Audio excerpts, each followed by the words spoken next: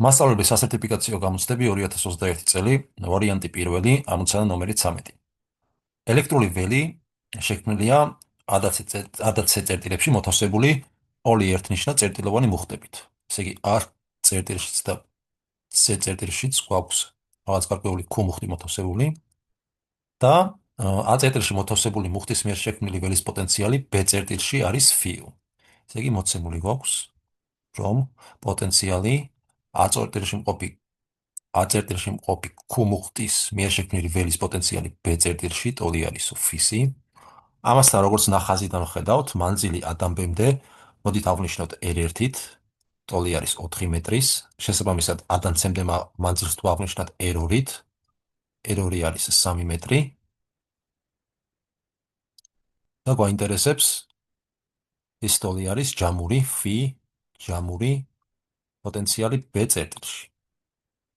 ახლა მოდით პირველ რიგში C წერტილში მყოფი Q მუხტის მიერ შექმნილი ველის პოტენციალი გავიგოთ B წერტილში რის ტოლი არის.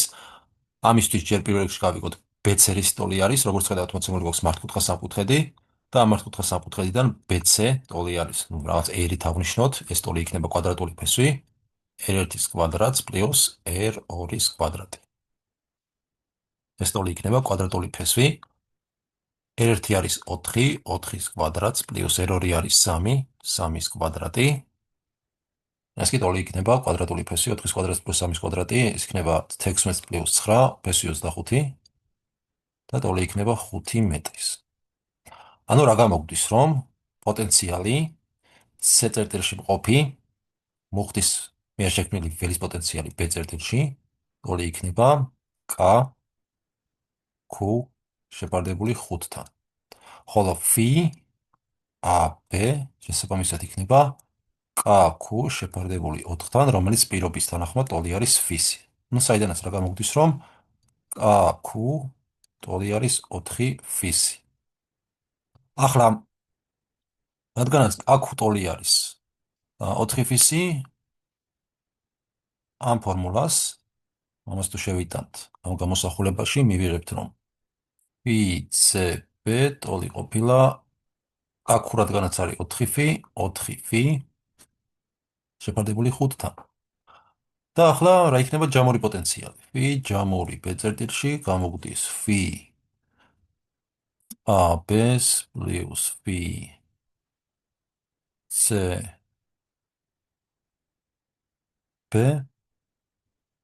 ეს ტოლი იქნება φ-ის დამატებული 4 φ მე-5. ეს კი ტოლია. საერთო მნიშვნელი იქნება 5, 5 φ-ის დამატებული 4 φ, რაც გამოგვდის 9 φ მე-5. ესე იგი, პასუხი იქნება φ ჯამური B წერტილში უდრის 9 φ შეფარდებული 5-თან. პასუხი D.